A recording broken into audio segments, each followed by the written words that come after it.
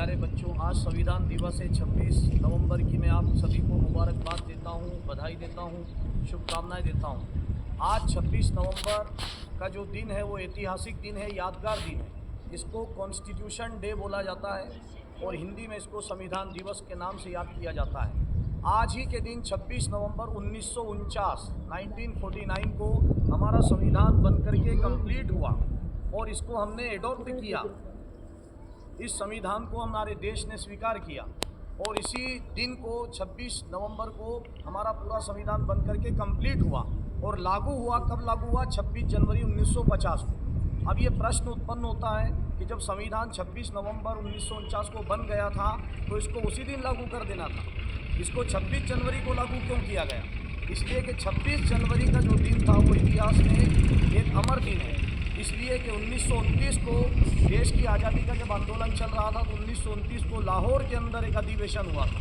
वहाँ पर कांग्रेस ने और कांग्रेस के जो सबसे बड़े नेता, जो हमारे देश के सबसे पहले प्रधानमंत्री बने, जिनके लिए हमने अभी बाल दिवस जिनकी याद में मनाया, पंडित जवाहरलाल नेहरू ने पूर्ण स्वराज की मांग रखी। और पूर्ण स्वराज यानी अंग्रेज़ों से पूरी आज़ादी लेना और पूरे देश को आज़ाद कराना, पूर्ण स्वतंत्र गणराज्य की मांग की थी। और उन्होंने ये ऐलान किया था कि हम 26 जनवरी को पूर्ण स्वराज के लिए हम आज़ादी का दिन मनाएं।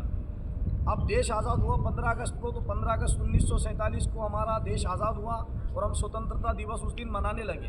तो अब 26 जनवरी का महत्व कम ना हो जाए, इसलिए पहले से तय कर लिया गया था कि संविधान कभी भी बने उसको लागू 26 जनवरी को ही किया जाएगा। लिहाजा हमारा जो संविधान है वो पूरा हुआ 26 नवंबर 1949 को और इसे फिर जनवरी के महीने में 1950 को 26 जनवरी के दिन हमारे देश में 26 जनवरी को संविधान लागू हुआ और पूरे देश में हम राष्ट्रीय त्यौहार के रूप में 15 अगस्त और 26 जनवरी मनाते हैं। ये भी हमारा राष्ट्रीय त्यौहार है क्योंकि इस दिन संविधान कंप्लीट हुआ। संविधान को हमने एक्सेप्ट किया, एडॉप्ट किया, इसको अपनाया और अंगीकृत किया और देश में 26 नवंबर को 16 ऐसे आर्टिकल्स थे जो तुरंत लागू हो गए। बाद में पूरा संविधान 26 जनवरी को लागू हुआ। हमारे भारत के संविधान की सबसे बड़ी जो विशेषता वो ये है कि हमारा देश का जो संविधान है वो world's longest constitution of the world, पूरी दुनिया का सबसे लंबा लिखित संविधान, जिसके अंदर 400 से ज़्यादा धाराएं हैं, 400 से ज़्यादा आर्टिकल्स हैं और कई अनुच्छेद हैं। इस संविधान के अंदर हमारे 6, तो जैसा सर ने बताया कि 6 हमारे मौलिक कर्तव्य हैं, 6 हमारे मौलिक अधिकार हैं और कम से कम 11 या 10 हमारे मौलिक अधिकार हैं और 6 मौलिक कर्तव्य हैं। तो हम देश के अधिकारों को भी समझें, देश के कर्तव्यों को भी समझें।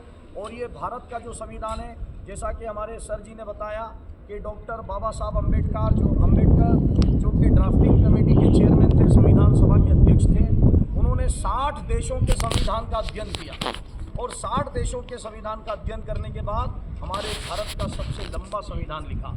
और इसमें मौलिक अधिकार में सबसे बड़ी बात जो कही गई वो समानता का अधिकार है, स्वतंत्रता का अधिकार है। हमारा देश कई धर्मों से मिलकर बना है, कई तरह के पंथ यहाँ पर हैं, हिंदू भी हैं, सिख भी हैं, ईसाई भी हैं, मुस्लिम भी हैं, कबीरपंथी भी हैं। सारे पंथों को और सारे देश को जो एक फूल की माला की तरह आपस में जोड़ता है वो हमारा संविधान है, हमारे देश का कानून है।